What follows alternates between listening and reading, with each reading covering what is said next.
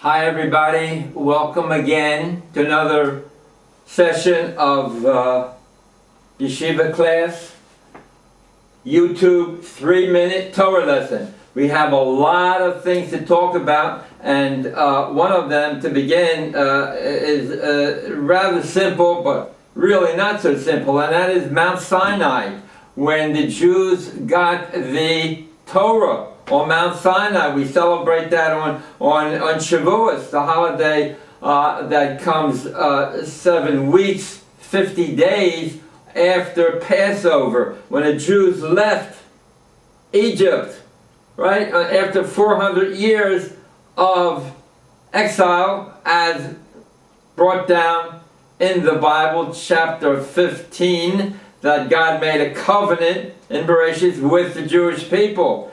And here they are going to Mount Sinai, right? And here in Exodus chapter 19, on their way, chapter 19:5 says that keep the covenant and follow the teachings that I teach you, and you will be a nation of priests. Now right away we see that the Jewish people knew the covenant. In other words, it says in that sentence, chapter 19 verse 5 in Exodus, keep the covenant. And the covenant was given to them by God to Abraham, and he taught that teachings to his children, and they kept it when they were in Egypt, and of course the last 210 years they're in Egypt, right? So they had the covenant, the teachings. Now the exile was to last total 400 years. Abraham's children were going to be in exile.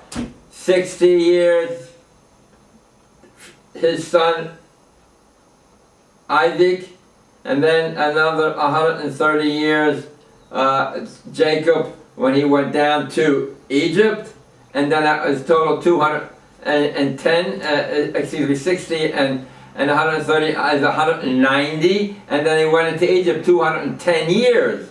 Now that was part of their exile, to stay away from the land of Israel, Canaan, till their punishment would be meted out after they accrued all the transgressions that they would come to transgress, and even offering their children as to fire offerings and all that they did in evil. And of course, while they were there, they built vineyards and cisterns which were to hold the water, and ready for the Israelites who would be coming there and driving them out as God commanded. So now they served 210 years in Egypt, but the 80 years was, the last 80 years was in slavery, and probably they were the ones that were building the pyramids for the Egyptians. So what do we have? They had the covenant, but they began to assimilate, and they went away from the teachings and went into other ideologies. So that led them into assimilation, and eventually they were brought to slavery, punished, because the Jewish people are punished after a certain amount of transgressions, but they come back, unlike the Goyim, the other nations, who once their punishments reach a certain level, they are punished and done away with entirely, like the Greek civilization, the Roman civilization, Babylonian civilization, world powers, until the transgressors did so many transgressions that they were wiped out by God and punished that way. But the Jewish people are punished after a certain amount of transgressions, and we hope that we can fulfill atonement for those transgressors and for us at Yom Kippur. But we don't want to get too tangential, because here we are coming out of Egypt, and we have 49 days we're going to receive the Torah. But really, wasn't this the Torah? Let me explain to you. What happened, they came to Mount Sinai, and they prepared themselves 3 days. Look it up in the Bible, in the Torah, in the Old Testament. Get a good Bible. Go online and get a Art Scroll Bible, A-R-T, Art Scroll, Tanakh. Tanakh means the 24 written books of the Bible, the 5 books of Moses, and the other 19 written, divinely inspired books. So here they are, it's Shavuos, right? The 6th day of Sivan, month of Sivan, it's Nisan, Iyar, Sivan. And here we have God coming to them in the sound of a voice.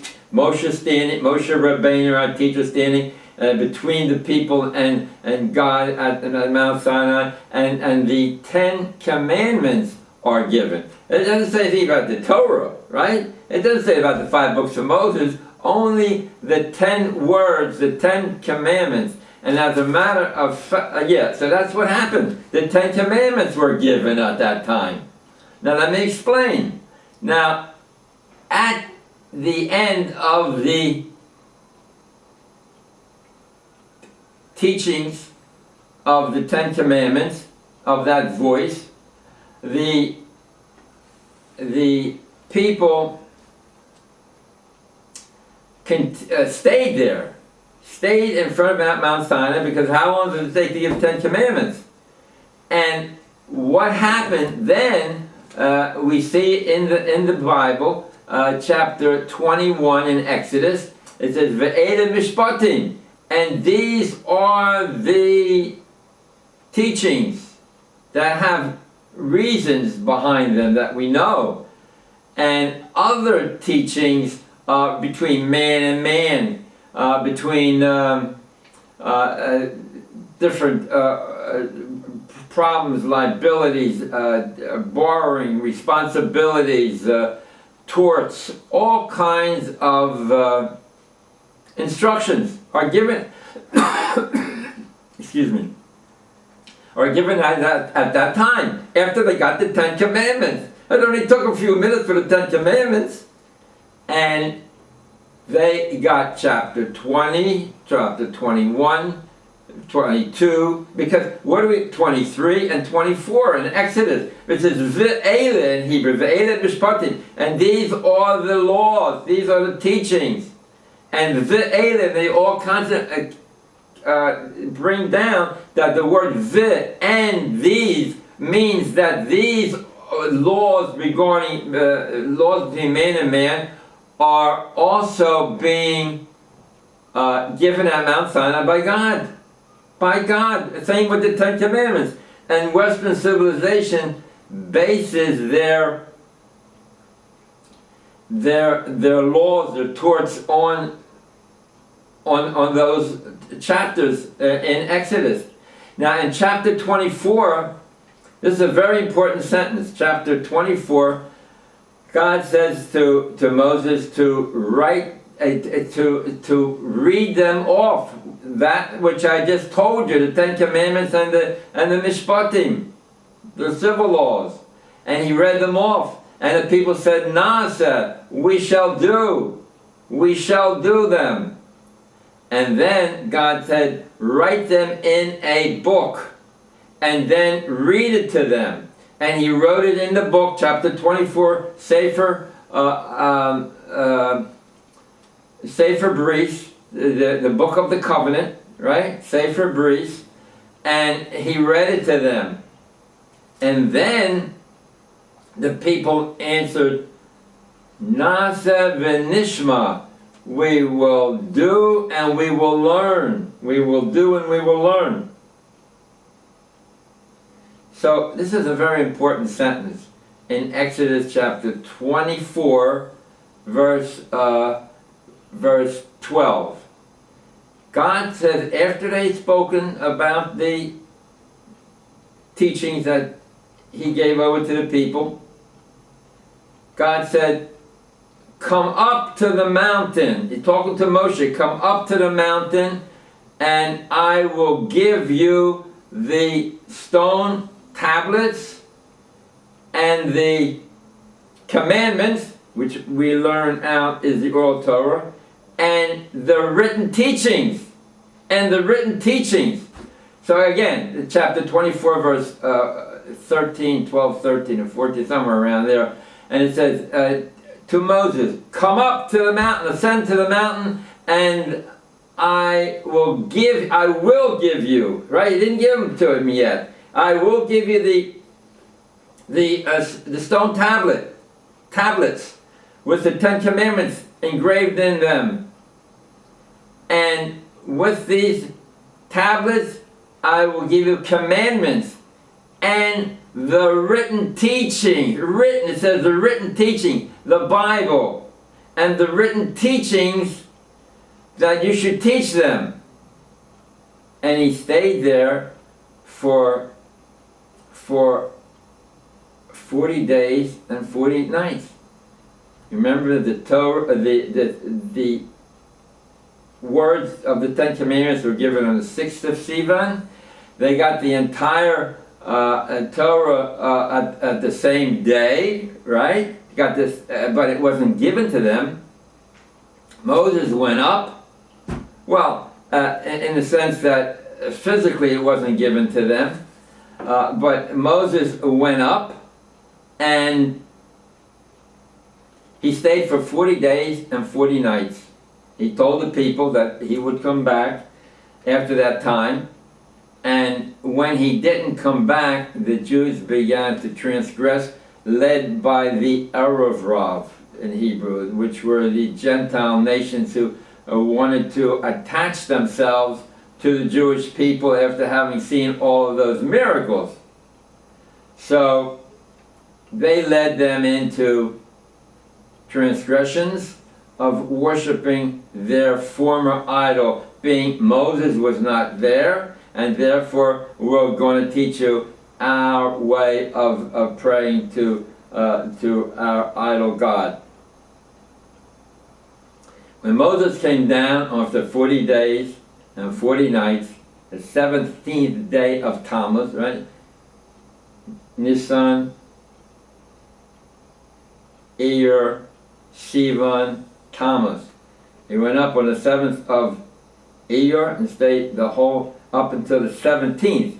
That's 40 days, right? 7th of Sivan to 7th of Tammuz is 30 days, and then you have another 10 days to the 17th of Tammuz, which total 40 days. But when he heard and the sound and the worshiping, that they went away and to other ideologies, rather than compromise, right? Rather than compromise, he threw the tablets down and broke the tablets, which were restored later and put into the ark.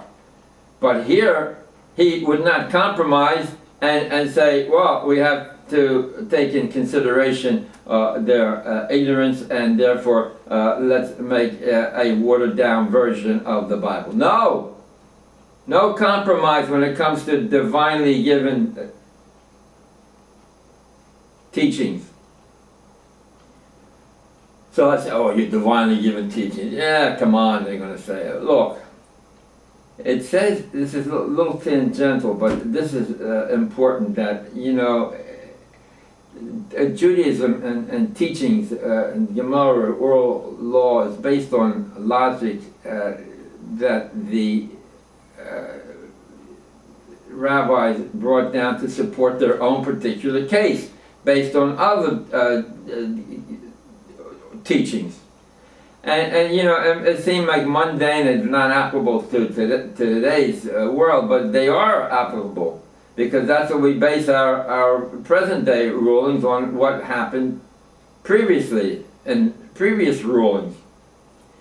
So it's such a you know, you have to force yourself, if you're a novice, to get into the study of Talmud, right? It is so beautiful.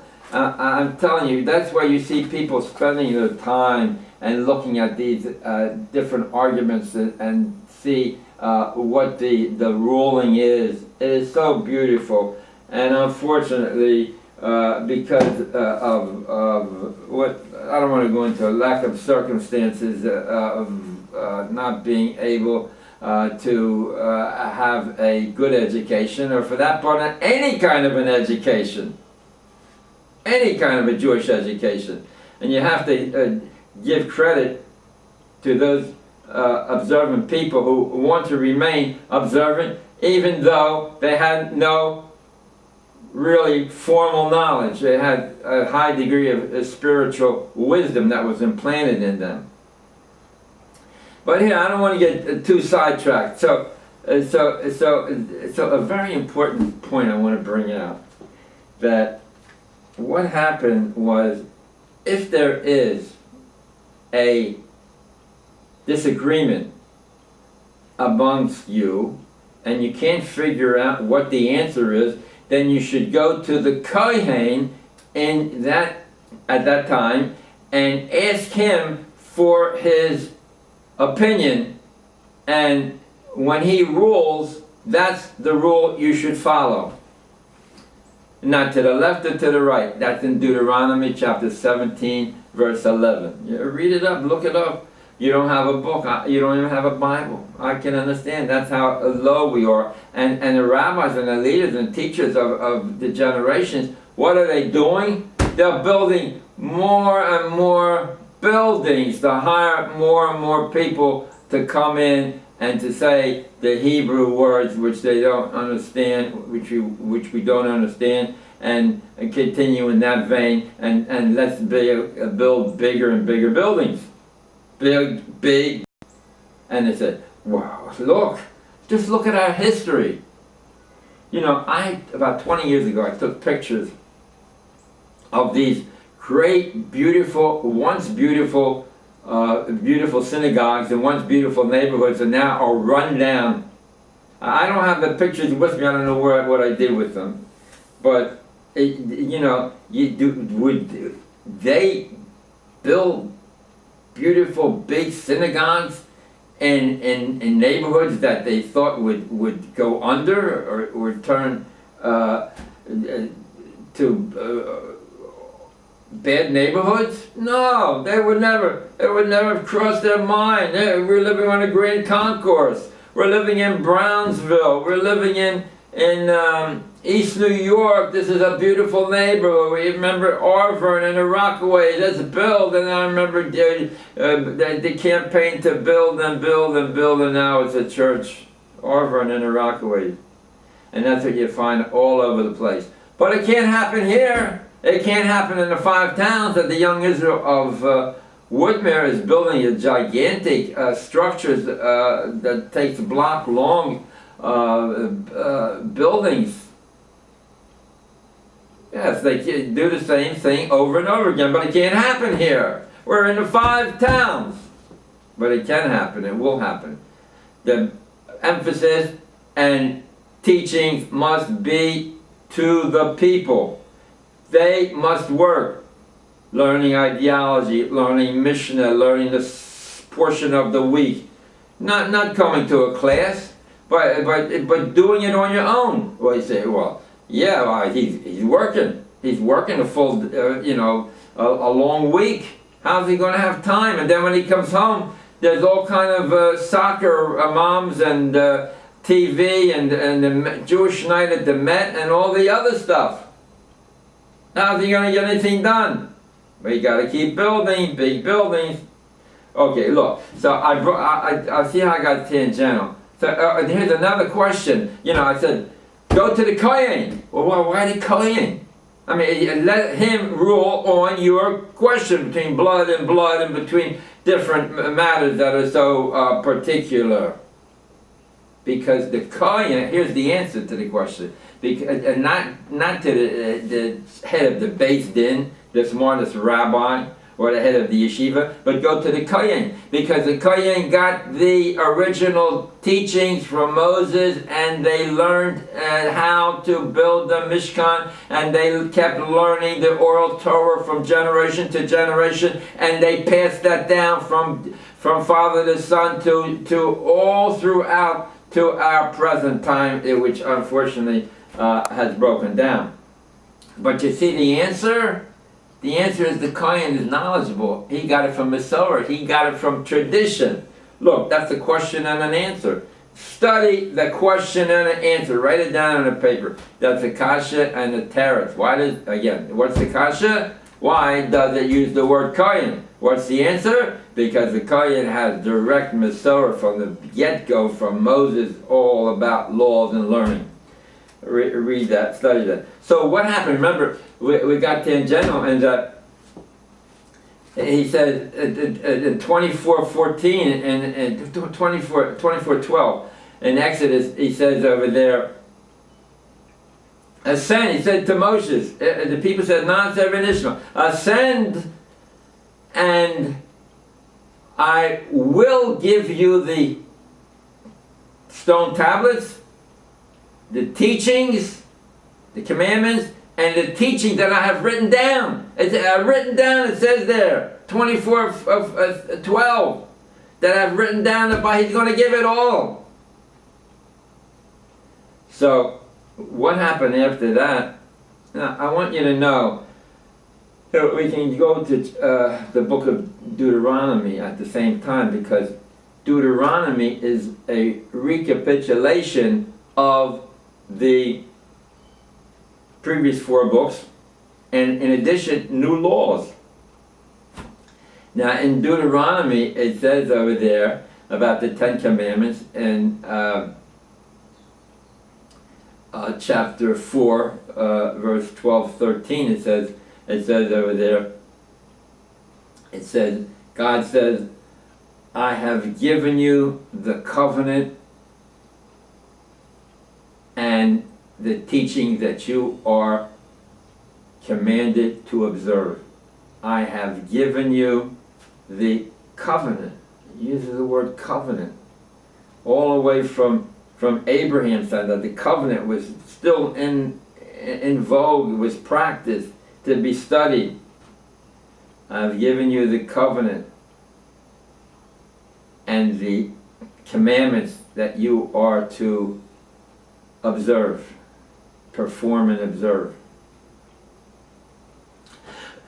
Excuse me.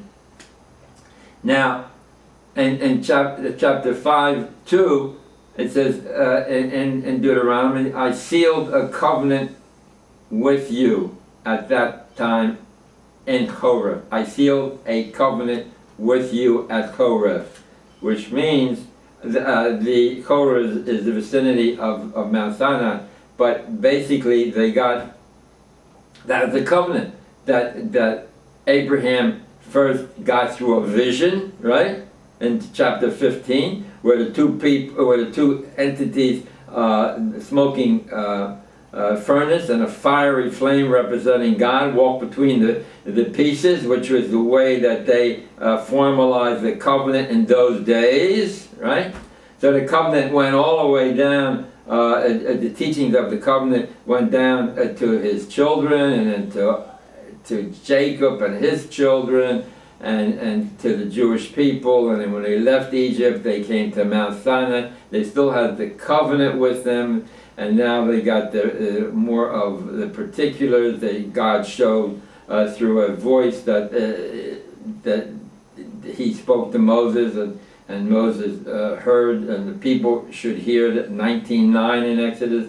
And then, and after receiving the words of the 10 Commandments, they went on and got the rest of the teachings, right? The rest of the teachings. And he says, I will give you I will give you the stone tablets. And when he went up, and he said, the commandments and the teachings which you are to observe, the oral law, right? And so they got all of that. Moses got all of that. He said, ascend Moses to the mountain, him alone. Not that someone else came along and said, well, Moses heard it, but I heard it there, I was there differently, and I heard it from Aaron. Aaron was not there. Only Moses was there, and he got the teachings. And when he saw that they transgressed, he threw the tablets down. He still had the oral Torah, but he threw the tablets down. Rather than compromise. Rather than compromise the divine teachings. So, there's another time that we use the word covenant, when in chapter 29 in Deuteronomy, when God made another covenant with the people that were not there on the first covenant. And at that time, he says in 29:13, that in Deuteronomy 29:13, I make this covenant with those that are standing here with me today and those that are not here with me. That's in 29:13. Well, we're all involved in the covenant. We are to perform and obligate ourselves to serve God. And how does God want us to serve Him? By doing the commandments, the teachings. That's the purpose of the Jewish people, right? It says over there in Deuteronomy, let me just finish up here. So 29 in Deuteronomy, and that's what it says. You should pass 29:11. You should pass through the covenant. You should pass through the covenant. Here we use the word covenant and the teachings. And continued over there. It says, you have seen all the evil and the abominations and the perpetrations that the Gentiles did in Egypt, and you saw their abominations. But now, as my people, for you are my people, I am your God. 29:12 or 29:4 in Deuteronomy. I am your God, and you are my people. He says over there that that's your charge. That's your charge, and do not go into other ideologies, because the world exists because of your following the commandments. And if you look in Deuteronomy chapter 4, verse 5, I don't know who's listening, I don't know who has a Bible, I don't know who wants to take this belief, these teachings seriously, but some of us had this spiritual awakening or a spiritual wisdom that was implanted in our souls. Look at me. My generation, there are very few who went on to study in depth. And I, as you all know, I'm a Wilmingtonian, a Delawarean, born and grew up there and went to school. And unfortunately, my mother passed away, and I was only 2 years of age through pneumonia. I didn't have penicillin in those days. And I was brought up basically by my grandparents, Bubby and Zadie, who were just tremendous traditional people. And the other, like today, the ones that were successful, those Jewish people moved away from the old neighborhoods, from the inner city Jewish area, and we were left alone, so to speak. Not that you realized it, but the main thrust of the people went over the Brandywine, other side of the Brandywine River, and that was with the detached homes and the grass and the whole thing. But I grew up in the confines of the three Catholic churches. You had Saint Hedwig's, the Polish church, and then you had Saint. And they had the Pulaski Day Pray, where they had all the band marched around the whole area. And then you had St. Anthony's, the Italians. They had their feasts, and then you had St. Paul's and their carnivals. So I was like sort of almost like in the middle. But I experienced a lot of anti-Semitism. I was the only Jew there. And when I went to junior high school, and there must have been over 800 kids there, and there were only 3 Jews. Not that I knew them, but there were 3 Jews because he put on a play. A fellow, whose name was Waldman, but he lived very far away from me. He lived near St. Anthony. His father had a dry cleaning store, whatever. So anyway, so I'm over here in Wilmington on Jackson Street, and I had a fight. I mean, for no reason. I have no idea. When I was a kid, 11, 12, and I remember one incident in particular. I was playing with the Beebe brothers, right? This is a lot up the street, 2 blocks away. We had this big L-shaped lot, and we went up there after school and we played there. We had wagons and everything. And I was playing with the Beebe brothers, and all of a sudden I find myself surrounded with, in a circle, in the middle of a circle, with the Gannon brothers. The Gannons and their cousins surrounded me and the 2 Beebe brothers. And their name was Thomas and Billy. So all of a sudden I hear this Mrs. Beebe, whose backyard faced the lot, and she called out for their son, for their sons to come home. So you know, here I am, the Gannon cousins. There must have been about 20 of them, and I was in the middle of the ring. So I had no idea who the guy was I was going to fight, but I knew I had to fight. And but that time I had some experience, and I remember this pretty distinctly, you know, one of these fights. Anyway, point is that I knew a little bit from experience, and I jabbed. This guy, a redheaded guy, I don't even know his name. He was one of the Gannon cousins. Anyway, the point is, I jabbed. I started to fight right off in the beginning. I jabbed, till I got to inside to his face, and then I gave him a flurry of 1-2s, left and rights to his face. And I did that a couple times. He landed 1 or 2 punches.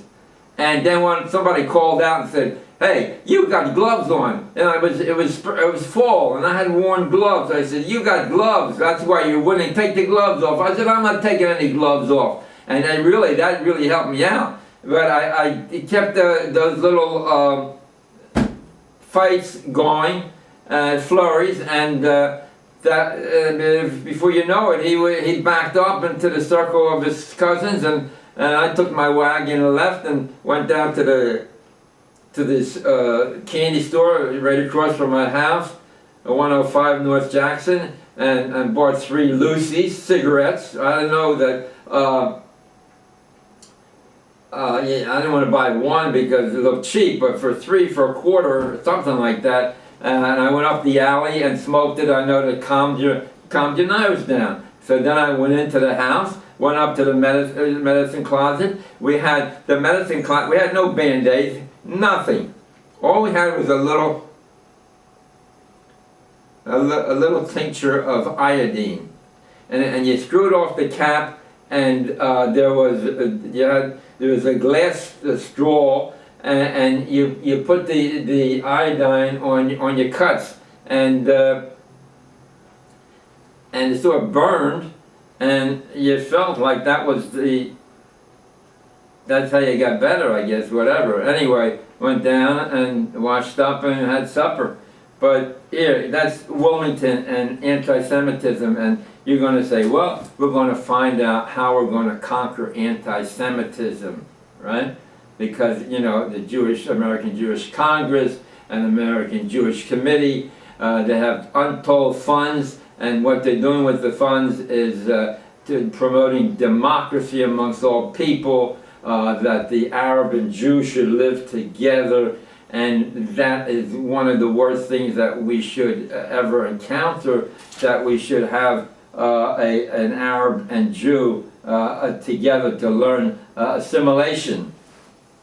And let's try their ideology, their religion, see if we like it. Maybe we like it. It says in chapter 13, it says if a loved one comes to you and say, let's go after other ideologies that are new to us, that are in our vicinity, or even ones that are further away that we don't know about, you should not to listen to that person. It is evil talk. And that's how we want to address this issue of anti-Semitism, that it is a cause of undue suffering, because the Jews failed to keep the Sabbath. That's one of the covenants that we are to abide by, and that's how we to live. That's how we to fight anti-Semitism. What does it say over there? Walk in the ways of God and do the commandments and fear and awe of God, and all the nations will fear you. That's in chapter 28, verse 9. Walk in the ways of God, keep the commandments, have and directives and ordinances that God has taught you, and all the peoples of the nation will fear you. Here, this is being recorded on the month of September 19th, 2019, 1919, right? In September 1919. I heard on the radio this morning, the NPR representative in National Public Radio in Israel said, oh, we have to love the Arabs, we have to give Benny Gantz leadership so that he can address the Arabs and be more warm to them, because they didn't, they want to become your neighbors and your friends, and we have to give them a chance, and not to be racist like Netanyahu, which is an evil lie, and so is that whole NPR radio, National Public Radio. Well, I don't know, in that vein you can talk about the entire media.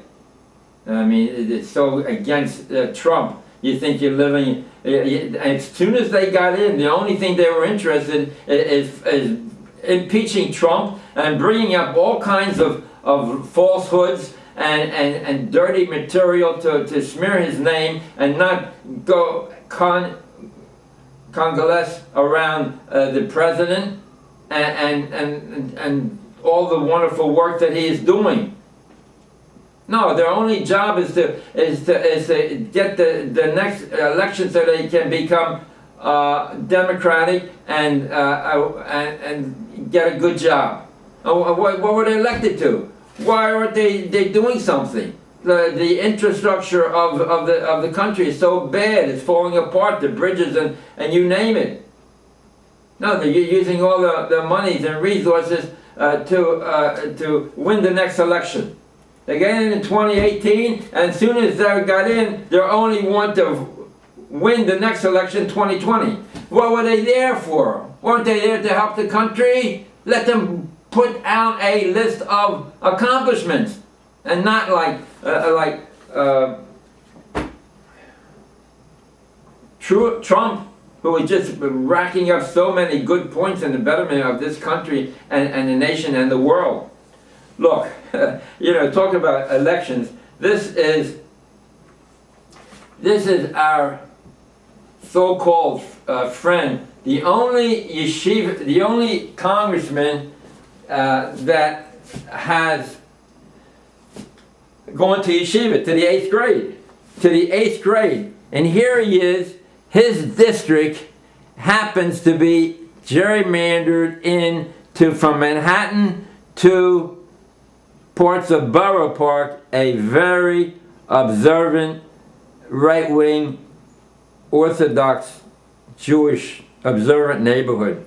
And here he is. He's coming before one of the rabbis, I don't know, Munkach or whatever his name is. And here he is, Jerome Nadler. I don't know if he can make him out. Oh, here he is, right here. Jerome Nadler. Here he is, right over here. That's him over here. Here. Jerome, over here he is. Jerome Nadler, looking for votes of what he can pull out. And so that is where he is scrounging around. Those people who are against abortion, euthanasia, and all the things that he stands for, he is scrounging for their votes, what he can give them in order to vote in the 2020 election. Jerome Nadler, who went to the 8th grade in the Crown Heights Yeshiva, Crown Heights Day School in Brooklyn. So you see, it's not a guarantee that if you go to a day school that you're going to be observant and you're going to be God-fearing and you're going to be a committed Jew to observe all the mitzvahs and commandments. You know, Jews are a very argumentative people, and they will go against their leaders because they think that they know better than the leadership, the rabbis who are the heads of the yeshivas. And they have a smarter way. They can reinvent the wheel and do what they want and go against the rules of the Torah, which we were chosen by God as a treasured nation. Many places it says, as a treasured nation they were chosen, and to think that we went so far away that they are antagonistic. But when it comes to election time, they will scurry over and crawl to get votes, even though their ideas are antithesis of their upbringing and of their teachers. Well, I don't know, there's so much to talk about, but we covered a lot. And I want to tell you that, you know, I live in a 5-town area, and this is a consumer alert. A consumer alert because this program goes on Fios. It goes on Optima Online in the Nassau County, and beginning in October, we're going to be on Wednesday nights at 9 p.m. Wednesday at 9 p.m. If you don't live in a 5-town area, on public access channel 18. That will continue after Saturday at 9. So it's a consumer alert in that, you know, by chance I happened to find a community in Valley Stream, North Central Avenue, which has gas prices, automobile gas prices, like 30-35% cheaper than the 5-towns area, which is only about 2 miles away. And I go there all the time.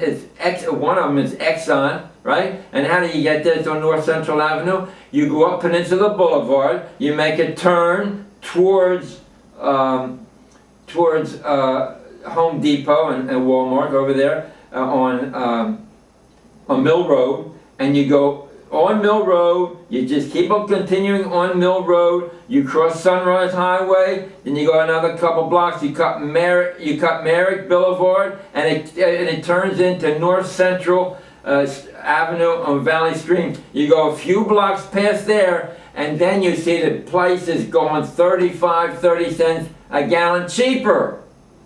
35 cents a gallon cheaper. You don't have to go to the 5 town where they rip you off and you got, a penny here, a penny there. You can go to 35% all the time cheaper than what you have in the 5 towns, and it's just 2 miles away. And another thing, consumer alert. We see that on the supermarkets, they never got around, you go and shop, and on the shelves they may have a sale price, and when you get to the checkout counter, you don't realize that the sale price is not recorded on the register, and as a result you're paying the non-sale price. All you have to do, check your receipt, come into customer service, and they give you cash right then and there. They check it out, see if you're right. So a lot of money is lost in that way. I want to show you a few pictures of the Warsaw Ghetto. Here, the Jews went away from the leadership, so-called leadership of the Jewish people, the communists and the socialists and the Bundists, and they brought them into despair. We don't need the old hater, and they did away with that, and the communists took over, and look what happened to them. The Nazis wiped them out, Mach Shemo. And that's why we have to be constantly on guard to remember that we have a charge. We said, Na'aseh v'nishma, we will do and we will listen. And is it any wonder that a person like Ivanka Trump, who has everything in the world to gain, doesn't need to be quote unquote harassed by all kinds of restrictions, quote unquote, of Judaism. And from all the way down there, she got to realize that there is a Queen Esther, and she is possibly Queen Esther influencing Jewish thought with her presence, and I don't know how much she knows or how she's working, but she seems to be a person who is committed and has a spiritual wisdom. And I know that many people are looking at this program and have spiritual wisdom, and they're not even Jewish. We don't want to take anybody to convert if you're not a Jew, and say, well, we'll go into the other, we'll go into different ideologies, and we will convert to Judaism today, and tomorrow we'll change. No, you can't change, because once you convert it according to halakha, you can do whatever you want, but you will rack up evil points. Now, what else can we what else can we talk about? Talk about creation of the world, right? Our calendar goes from the beginning of creation over 5,700 years from beginning of creation, and they say, oh, what are you talking about? Look, we have these dinosaurs and all these unreal uncoverings in the earth where there's reptiles, they weigh tons, and you're telling me that there was only over close to 6,000 years old, the age of the earth. I want to tell you, where do they find these dinosaurs? And some of them in the midst of mortal battle. We find them digging in the earth and in the rock, because if they died on top of the soil, there would have been oxidation. You wouldn't find them around. But because of the flood, look at Genesis chapter 7 verse 14 in that area. Look at the flood, right? And it took, it says over there that the fountains of the deep were split asunder. The fountains of the deep were split asunder. What does that mean? It means that volcanic ash spewed out from the oceans. And you can see the volcanic cones there. And this volcanic ash covered those unreal dinosaurs instantaneously.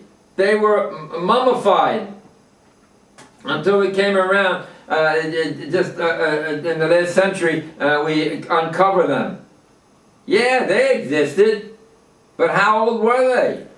Well, you know how they determined the age of rocks? Those things didn't evolve. They were created and they were destroyed in the flood. The flood of the time of Noah, when you can see evidence of this when you see in Greenland they uncovered animals with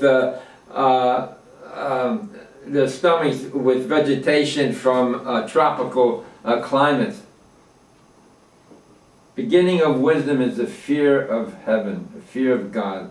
And that's what we have to remember. And I want to tell you, you know, there's a lot to talk about creation as opposed to evolution. But another thing I want to touch on is the book of Judges, Shoftim. You know, there are 24 written books of the Bible, and Shoftim is a prose. It's written in prose form. It's like you're reading a chapter in a novel or some kind of a book, one chapter after another chapter, and the first chapter, the first shofet, first judge, leader was Othniel ben Kenaz. Othniel ben Kenaz, who was given Hebron as a marriage present from his father-in-law Kolev. Kolev was his father-in-law, and he was given, Othniel ben Kenaz was given the town of Hebron, which is Jewish, and so is the land of Israel Jewish. In disregarding what they want to divide the state of Israel into two states, it's only one state, a God-given state, and it will be that way. And that's why the elections that were held 2 days ago on 9/17/20 came out in a dead heat. Because America is not going to be able to push their peace, P-I-E-C-E, their peace plan. We say, well, who needs, if there's peace, P-E-A-C-E, I'll give up the land. No, but first of all, you can't give up the land, and second of all, it's not going to be peace. God tells us, look, before you went into Israel, he said, you have to drive out the Canaanim, those 7 nations, because of the sins that they transgressed. Not because you were so righteous, but because of the sins that they transgressed. And that's why I'm telling you to drive out the nations. And I will go before you. Look at the first chapter in Shoftim. It goes into each tribe, each Shevet, and they let these people stay. And every tribe, they had mercy on them. And the Jews are merciful, modest. And as a result, they became a thorn in your side. And look at chapter 2, verse 3 in Judges. And it says, I will no longer go before you. You will have to fight your own battles. And that's what happened. That's a whole series of leaders coming to the fore when the Jews became assimilated. But here you go. Look at the first chapter in Judges. And this tribe kept, let these people live, didn't drive them out, and this tribe lived peacefully with this Gentile, and it goes down the whole life, the whole litany of the tribes. Read it. Get a book of Judges. Here, look. Here's the Torah. There's a Bible, 24 books. Get an art scrolls. I mean, it has a little bit of footnotes and it's good. Art scrolls. Get it on Amazon. A-R-T scrolls. Get a Bible. You don't have a Bible. So how are you going to talk? They're going to keep on building. Build another new building. So that people will come here and will stay here forever. And we see that it hasn't happened. We come from the Lower East Side to East New York to Brownsville to Glendale to Rockaway to Auburn. They built all kind of big buildings there. For the synagogues, they're all ruins, they're all wrecks. I have the pictures. I show you that we can't. Oh, we'll stay here forever. You have to. You have to work on the individuals. They have got to work. They have got to work on their studies, and they don't have time to work because after work there's all kind of crazy things you got to do. How the Mets doing? How they make the playoffs? Or they back to football, the Giants, and then the basketball, and the Knicks, and then back to hockey, and then back to baseball, spring training. So who has time to learn? Now, whose fault is it? I would say the rabbis, mainly. Now, there's a synagogue in the 5 towns, Agudas Yisrael, that they encourage people to come and learn all the time. Well, what can I tell you? What I can tell you is that we have got to work on ourselves. Look, Moses went to the Pharaoh and he said, you know, let my people go and I will show you signs, which he reluctantly didn't want to take. But God said, look, take these signs and your staff will turn into a snake and your hand will become white like leprosy and all these miracle things. But he said the Jews won't believe in signs. They're argumentative. They're not going to believe in signs. It's a trick of the hand. So 5 times he refused, but God told him to go, and so he went. He went over there. So look, what can I tell you? You have to work, and you're not going to get menucha. You're not going to get peace and to open a book because there are too many things happening. And I don't believe in going to the speakers like me. What are you going to get out of it? You get it like a tip of an iceberg, very little, and it'll go out of your head. How do I know that? How do I know what I'm talking about? I mean, I try to do the best I can. But get Rabbi Millers' books on ideology, because then you get the fear of heaven. The fear of heaven, or heaven, and that's the spirit. That is the beginning of wisdom. You know, I'm doing this in a one-man type of operation, and